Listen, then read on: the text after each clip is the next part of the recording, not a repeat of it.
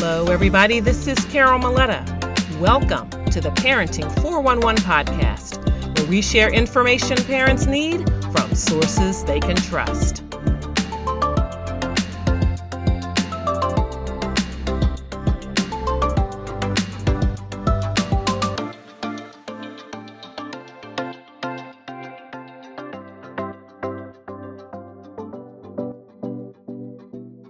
Breastfeeding can be a challenging yet rewarding experience for many mothers. However, it's not uncommon for women to face mental health challenges during this time.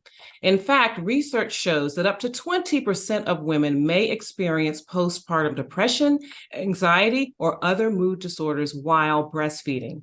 These challenges can be caused by a range of factors, from hormonal changes to sleep deprivation, I know about that, to the stress of adjusting to motherhood. In today's episode, I will sit down with Amberlee Venti to explore the mental health challenges that some women face when breastfeeding and discuss strategies for coping and seeking support. So Amberlee is the CEO and co-founder of Pippy Sips, the creators of the award-winning all-in-one storing, cooling, and monitoring system for breast milk. Amberlee has spent her entire professional career serving people with limited means or mental illness, or more typically both, and she has always been a problem solver and an advocate for others. Pippy Sips is a continuation of this spirit, and it is Amberlee's hope that she can help women solve problems associated with breastfeeding and pumping through creating innovative products and services. She is the proud recipient of Drexel University Magazine's 40 Under 40 program. Good morning, Amberlee. Thank you so much for joining. Yes, thank you. Good morning, Carol. So many questions. I'm trying to see where I want to start. First of all, how do you see mental health as being connected to breastfeeding from your own experience as well as that of others that you've encountered? Yeah. So in my own experience, right from the get-go of having my first daughter almost 11 years ago, her birthday's coming up, I thought that breastfeeding was going to be like sunshine and roses, and it was going to be this easy, natural, organic thing that women have been doing since the beginning of time. And that was really how it was always portrayed to me too. Like it just was something I was going to do when I had a baby. No questions asked, no education, I took one maybe breastfeeding class before having my baby, but it's really one of those things that you do trial by fire. Anyway, so when I had my first baby, she was a small baby. She was not a premature baby. She was full term, but she still was only about 5 pounds, 10 ounces, excuse me. So she came out very small, and when my milk came in, I felt like my breasts were pretty much bigger than her in some ways. And she couldn't latch. And that was really kind of devastating to me. It just wasn't something that I expected. Like I said, I expected breastfeeding to become naturally and easily, but I was sorely surprised that this really tiny baby, with a really tiny mouth, and me as a new mom with no experience in breastfeeding, that we were struggling. And we spent 6 weeks with the help of a lactation consultant. So we spent 6 weeks trying to get her to latch, but pretty much like 8 to 10 times a day, I would sit down with her on the breastfeeding pillow, try to get her to latch. She would cry eventually because she would be frustrated and hungry and couldn't latch. And then I would cry because we wouldn't successfully get that latch. So then I would get the pump, and then we feed her a bottle. But anyways, I was really, really shocked by how hard it was. And that definitely affected my mental health. I think also there was kind of this feeling around me of why aren't you getting it, from some family, not everyone, but I think, I even heard one uncle at some point say something like, even monkeys breastfeed, why can't you? Hearing stuff like that only made me feel like a bigger failure in what was happening. And I think extending to other moms, that was just my journey. But I know that this is kind of a part of the world and society we live in, and there's pressure to breastfeed, and there's a lack of education and knowledge surrounding breastfeeding and pumping, and why that could be hard, what the barriers could be, all the things that could happen that could make that hard. And I think that ultimately often ends up with mothers feeling very sad, very frustrated, and like a failure in some way. And yeah. I can definitely relate to that. I was thinking back right then to my early days in the hospital after the birth of my twin sons. Oh, wow. And I felt the same way. It didn't just come naturally. And all of the things you talked about, I mean, families' opinions, families' presence, families hovering during that time did not make it any easier. And we even had this one nurse on the ward that was like the breastfeeding whisperer.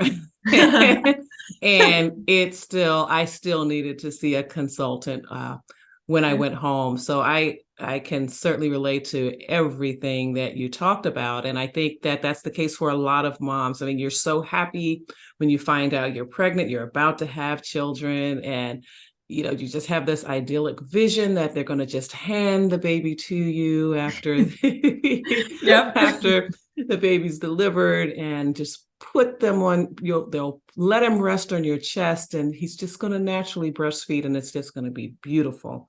Right. And it can really be challenging, even if it does work out that way immediately. There's a whole lot more that goes into it that I didn't understand, and we can get into as well, that even if it's going well, there's still a lot of work that you need to do to make sure that it continues to go well. We'll be right back after this.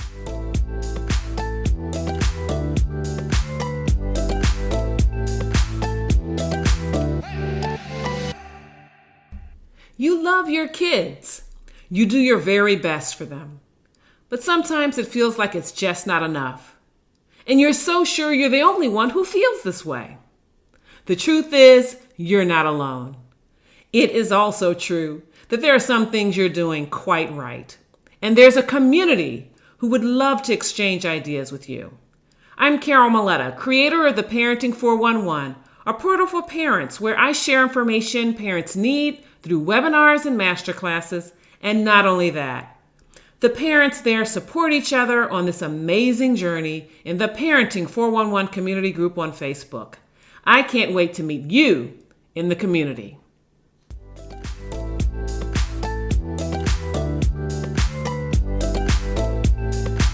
And we're back with the Parenting 411. So how then did you go from experiencing this, like so many moms do, but going to that next level and starting a company that could aid this process in some way? Yeah. It's funny. The journey of the company in some ways started when I had my second daughter, which I had a much not better, I don't want to say better, much easier process of breastfeeding. She was second baby. So a lot of people don't know this, but your breast actually changes shape. You have your first baby. They literally change the shape of your body, your nipples, so that usually second or third baby can be a little bit easier. And luckily that's what happened. Yeah. I remember when my second baby latched and the nurse told me that. She was like, oh yeah, your body's like different because you breastfed this other baby for 13 months. And that I didn't have the third child, so I didn't find that out. Well, you had 2 for 1. Twin moms, I'm always like in awe of. It's such an amazing thing. So the second baby breastfeeding went easier, but I was at a different stage in my life. It had been about 4 years later when I had my second baby, and I had been working in mental health, and I was working my way up the ladder. I was trying to, get to the next step in my career. And I actually got there right around when I had my second baby is when I got a big promotion at work. And then all of a sudden I was running the unit that I had formerly been the therapist at. So it was a lot more responsibility. but then I just had this brand new baby. So I returned from maternity leave and I was pumping, so I could bring milk home to the baby, which is like a whole nother part of breastfeeding, right? So, pumping, once again, people not educated about pumping, but pumping is, there's all sorts of barriers that happen. If you have a pump that needs to plug into the wall, then you need to find a plug. If you have a pump with a bunch of pieces, you have to remember to bring all the pieces. I would always forget like one piece of the pump and then be at work like freaking out like I have to pump. You have to refrigerate the milk. Can spoil. Breast milk can spoil. It's just like the milk that we drink, like cow's milk. So you have to have a way to cool it throughout the day. So there was all these other barriers in the pumping. And then for me with pumping, being in a more leadership position, I was just being pushed and pulled in so many ways. I worked in a very high crisis environment. The unit that I worked in was in Kensington, Philadelphia, which has really been the epicenter of the opiate epidemic. So right when I got back from maternity leave, a lot of that was kind of hiking up. And we had a walk-in clinic where I worked. So people, our doors were always open. It didn't matter what you were experiencing. If we couldn't help you, if we didn't have the expertise to help you with what you needed help with, we would find it for you. We would do a lot of social work and casework to find you the resources you needed. So that meant that we had people walking in with very severe mental health symptoms. Maybe they were psychotic, maybe they were feeling suicidal.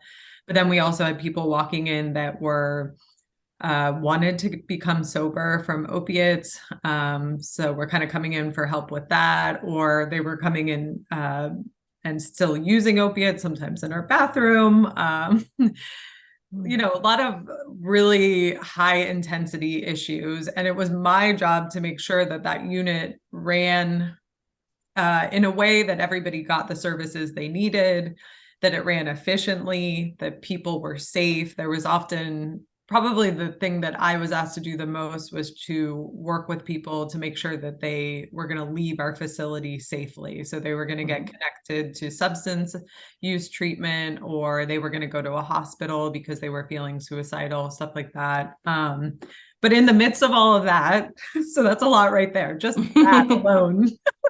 As any human, it was just hard to manage. And I think one of my hardest jobs, I mean, running a startup is very hard, but in the midst of all of that, I was trying to pump and my time was really limited. Luckily, I was blessed to have my own private office with like shades that could be closed when I was pumping. So it was private, it was clean, it had a plug socket for my pump. But so I'd say my two biggest barriers were time and just like finding that space to do that 3 to 4 times a day. And then the other barrier was where our work fridge was in the room where they did group therapy. So to store my milk, to store my milk, I was either like trying to run in there before like group therapy started, or sometimes I'd end up in a bind and group therapy had already started. I couldn't put my milk in there. A lot of the time it was the end of the day and I just wanted to go retrieve my milk so I could go home and feed the baby, but they'd be in a group session. So my milk was like held hostage in there. So that was a huge barrier. And this is like small. I think it's gotten smaller as the years go on and society's opening its eyes up and being more accepting to feeding and pumping. But that's good to hear. Yeah, I think we're getting better. I think there's definitely changes in policy and law that are helping it. But so in the midst of that, how did you decide I need to start a company to help? Yeah, so I think because there was just pure chaos going on all the time. And there was just one day where I couldn't get to the fridge. I didn't have my cooler. And I just really thought there had to be a better way. I couldn't believe that we have all these other, devices that we make for humans in general, right? But there's nothing, we don't really think about this really precious liquid that moms are spending 25% of their body's energy to make. But we haven't thought long and hard about how to store and cool that in a safe way. And I really got the genesis was really looking at my Swell water bottle, which is to me this like thing of beauty. It's this really nice design. It's a water bottle, but it's like really pretty and sleek and works really well. And just kind of all those concepts kind of flew together in my brain and was like, I think we need, my original thought was really like, we need a Swell water bottle for breast milk. But it was a long journey after that to discover that, you know, a Swell water bottle maintains the temperature of something that goes in it. It doesn't necessarily bring the temperature down to a cooler temperature. So that was a whole journey in, you know, creating and developing the product that we had to learn and we had to make. So, but that was really that was the genesis. Well, you know, you talked about something, and I want to jump in on it right now. That fact that moms use 25% of their body energy to create this milk. So let's talk a little bit about that, because that's something else that even if breastfeeding is going well, there's a lot you need to think about in terms of taking care of yourself so that the production continues. Can you speak about that? Because I learned that the hard way too. Yeah, I mean, your volume of milk and supply can be affected by all sorts of things. So eating right, drinking enough liquids, you know, breast milk is predominantly water, so you want to be drinking water throughout the day. And, you know, mental health, I think, has an indirect effect on it. I think if you are really suffering and it's really, really hard, you might see a drop in supply because you're going to, you know, with mental health, if that is suffering, those other physical things also end up suffering. It's all connected. You know, so if you're feeling down, you're probably not eating right. You're not eating nutritional things that might help boost your supply. You may not be drinking water. And you know, when I was working, I feel like it wasn't that I felt down a lot of the time, but I was just so busy and not thinking about myself. And like, I was always thinking about others, like thinking about the baby and how I was going to get the milk to the baby. I was working, you know, in a helping profession. So my job literally was to think about other people rather than myself. So I think it's all interconnected, and to really, you know, if your mental health, if the benefits to your mental health are going to outweigh the benefits of breastfeeding, that's something that I really like when I talk to new moms, I talk about it, then you don't have to breastfeed. It's not necessary. You know, there are plenty of babies that are formula fed, that everything ends up just fine. You know, and I think there's sometimes a little bit too much pressure, and people forget that if your mental health is suffering that much, it's best that you care for that first so that you actually can care for baby in the long term. That is the important thing. And I would say, like you, it wasn't necessarily that I felt down or depressed, but just, I've got to get this done. It was almost like work. I got to get this done. I got to get, you know, and I've got to make sure I do that, get enough water, I've got to eat, got to go to bed, and all of this stuff for twins. Yeah, so double everything. So I made it 4 months, and at that time, I don't know if they say anything different now, but they said that was pretty good. That's awesome to be able to do it 4 months. But yes, and actually, I mean, absolutely, the mental health of the mom makes a difference for everything else. I mean, because you can mess so many other things up. You can, you know, if your mental health isn't bad, but your breastfeeding is great miraculously, there really can be some other damage and some other disadvantages if the other things are not in place. So what would you say are the essential tools, equipment, and tips to help moms be successful in breastfeeding? We'll be right back after this.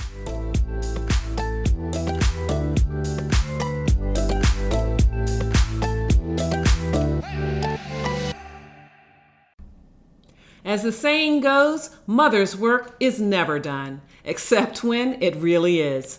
I'm talking about my new book, Mother's Work, pearls of wisdom and gems from my journey.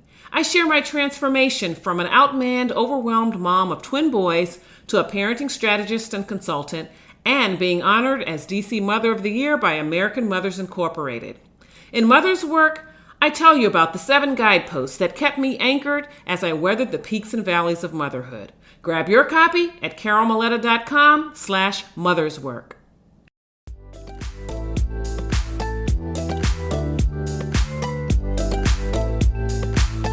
And we're back with the Parenting 411. Yeah, I think one thing I didn't realize is community had like a twofold effect. I had some bad experiences with my community where it was Right. like, why can't you breastfeed? Or I totally forgot to tell this anecdote, but when I had my first and we finally got our latch 6 weeks in, which felt like eternity to me. She literally, the week that she learned how to latch, she got thrush, which caused her to be in a ton of pain. So every time she latched, she was like screaming. And my family was like, what's going on? Why does she cry every time she feeds? And I was like, I don't know. We just got the hang of it. I don't know. That was only another experience, a layer of the experience. But I think community was something that I didn't realize would actually be helpful in the breastfeeding process. Number one, having a really supportive partner. So my husband was in my lactation consultant sessions. So he was kind of learning with me and how he could hold baby or hold baby's head or support me in a way so that I could be successful. So whether it was positioning, like holding baby a certain way, or helping me to get the right positioning for him to understand what I needed to do with my body, or it was cleaning bottles, or it was feeding the baby, bottle feeding baby, bringing me water while I was breastfeeding, bringing me a snack, a nice nutritious snack. That was really, really helpful. And then even I had a cousin who had 2 babies, and she was super helpful and really supportive. And when she was around a couple times that I was feeding, she would help me with positioning. So just really allowing your community to help you, or finding those community members that can help you. A lactation consultant, I think, is really, I don't think I would have ever learned to latch with my baby if I didn't have that support. Hopefully you can find a lactation consultant that's hopefully you have a health insurance that covers it. At the time we didn't, and it was pretty expensive. It's like, $125 an hour. And that was 10 years ago. So La Leche Leg is great. Yes. Forgot about them. Yeah. So they're great if you need to find a lactation consultant. They're also really great if you just have like a random question. Like I thought I had mastitis once, so I just called they have like a 1-800 number. So I called them where it's like, these are all my symptoms. And they were like, you definitely have mastitis. They're also really good if you've lost a part of your pump or need a part of my tubing I needed. And they told me the place in the city that I lived in, the closest place to get it, which was really great. And as far as tools go, breastfeeding pillow, boppy. I mean, yes. When you have twins, it's like, yes. Yeah.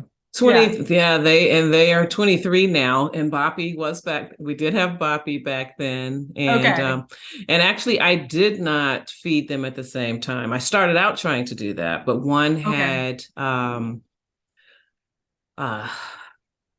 heartburn. So I couldn't, I had to hold him a certain way and all of that. So I couldn't do it at the same time with them. So that made nighttime feedings really interesting. Oh my God. Very long, I imagine. It was very long. And he had to sit up for an hour afterwards too. And then I still need to get a little rest so I can be ready for the next feeding.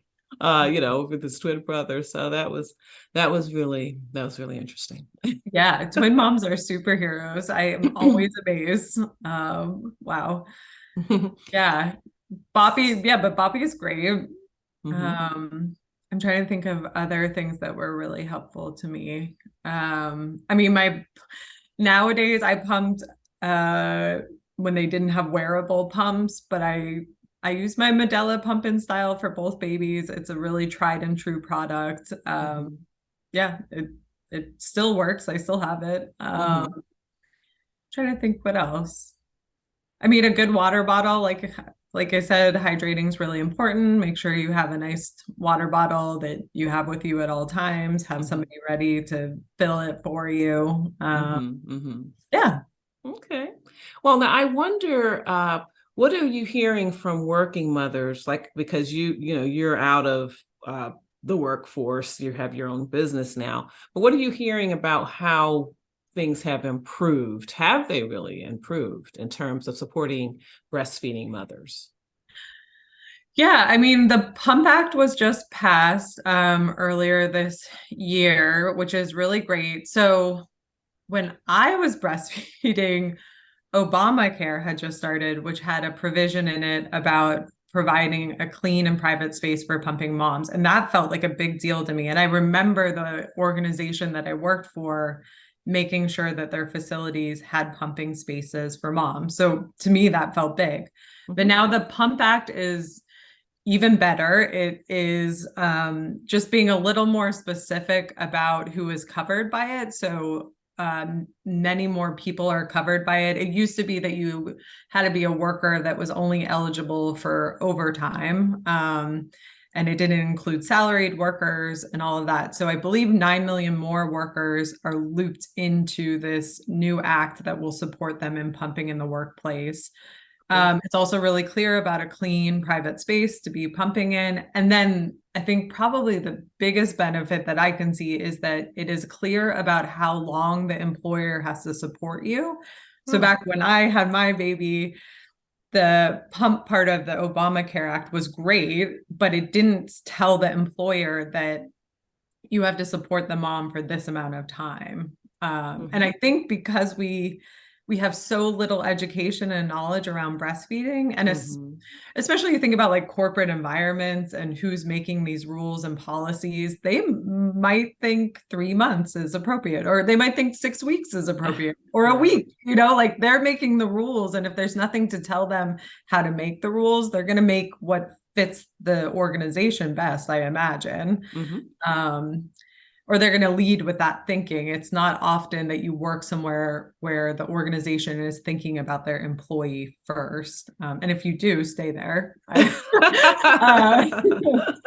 But so I think this is really great that it is very clear that you have to support the employee for at least a year. I think that will help a lot of moms. Yeah. Well, tell us a little bit more. I don't know if you have a Pippy Sip handy, or I do, yeah. Let's show what that looks like and describe it for those who are listening, how it works and all that. Yeah. So this is our Maya by Pippy Sips. So this is our hero flagship product. So it kind of it doesn't look like a Swell water bottle completely, but it's a very sleek, polished stainless steel container that holds breast milk. I'm going to open it up so that you can see the innards, which is going to give you some sense of the functionality. So inside is, so this is our BPA-free plastic bottle that will show you the ounces. So when you're a pumping mom, obviously the amount that you're pumping is really important. Although don't put too much pressure on yourself about that. Right. So this bottle connects directly to industry-leading pumps, but we also have users that are wearing the wearable pumps, and they just pour their milk right into the bottle, like that. And then, so after pumping or pouring, you put your thermo lid back on. And then in the bottom of it is this cooling puck. And this goes in the freezer overnight. So mom packs it in the morning for her pumping day, and she simply just puts it in there. And then her bottle with her milk, she puts in there, and it fits all real snugly together. So if you forget a piece, it will basically tell you you're forgetting a piece. there'll be a space kind of up here at the top. And then our differentiating feature is our thermo lid. So it reveals the Wow. temperature. Yeah. Uh-huh. So you just double tap the screen and it will show you the temperature. Wow. And so then you just have this sleek, beautiful product. It's kind of like a fridge that fits in your purse and it keeps your breast milk a safe temperature for 16 plus hours. 16 hours. Wow, that's great for travel. That's great for work. Yep. And I tell you, I don't know. I don't know how it's going, how business is going, but I think you should never have to work another day in your life. I mean, that is amazing. Oh, thank you very much. That's a phenomenal creation. Congratulations on that. And I understand there's a little story behind the name of the Yes. product and the company. So tell us about that. Yeah, so our brand name, our company name is Pippy Sips, which is kind of like a little bit of a family, I don't want to say joke. It's more of like Story or a story. Yeah, yeah. Mhm. So my mother-in-law, who I love dearly, has kind of like a 1950s slang way of talking, like Okay. says things like Jeepers Creepers or I don't know, stuff like that. So one thing that she does say is like, you're being a pip, which is a kind way of saying you're being a pain in the butt. Oh. And I guess she would call my husband that. He was like a little bit of a troublemaker growing up. And I guess as I got to know her and I heard that word, we incorporated it when we had kids into our Okay. family, into our nuclear family. So we call our kids Pips. We have two beautiful daughters, but who are also Pips. But being a Pip isn't a bad thing, right? Especially when, Exactly. yeah, when you're a young woman. I think we really had to be Pips to get this product made. Making a hardware product takes a lot of grit and it takes Hmm. a lot of being a pain in the butt. You got to be bothering people all the time. You've got to be raising money, all sorts of things. So being a Pip is really like honoring that grit that we had in us to get this product to market. Yeah. Awesome. I And like then the it. product is named Maya, which in different languages means mother, bravery, love. Hmm. Yeah, I so like it. I yeah. like it a lot. So, where can we learn more about Pippy Sips and how can our listeners grab one? Because I just know if there are any breastfeeding moms here, they're going to want to have this. Yes, please go to our website, it's www.pippysips.com. That's Pippysips. Hmm. We're also on social media. We're on Instagram, TikTok, Facebook. And right now we are, business is going well. We sold out our units in March, I believe. So we are a scrappy startup. So we are getting that second round made. And we will be delivering units in June, but you can pre-order right now. We have them at 20% off in pre-order mode. So please go to our site and get yours, reserve yours now so that you can get it in June. It's a good Mother's Day gift if you want to reserve one for a Oh, mom. yes. Uh-huh. Yeah. Wow. Well, most of my peers have had their children, but I hope I remember the next time a cousin or niece or someone is having a baby to get them a Pippy Sip. I like it a lot. I like the concept and wish I had one back then.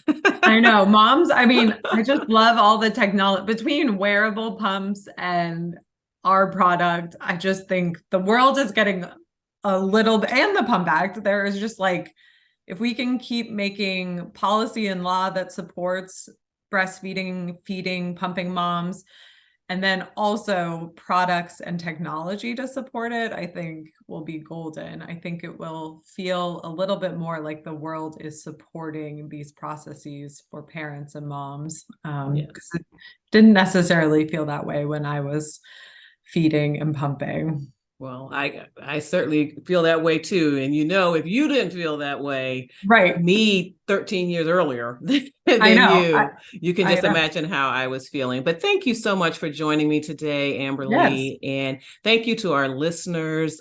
Please like, share, and subscribe to this episode. And of course, the podcast. Tell your friends all about it. Follow us on all of the major podcast platforms where you like to hear your favorite shows, which I hope that the Parenting 411 podcast will become one of your favorites. And I also ask you to come on over to www.mothersworkthebook.com and grab your free copy of my mini motherhood memoir. Not only will you get the book, but you will also have access to my webinar about staying connected to your children, as well as the companion workbook. We have those goodies for you. We just need you to pay shipping and handling. That's mothersworkthebook.com. So thank you. As always, follow us at the Parenting 411 on Facebook, Instagram, Twitter, and YouTube. And remember, it's never too late to be the parent you want to be.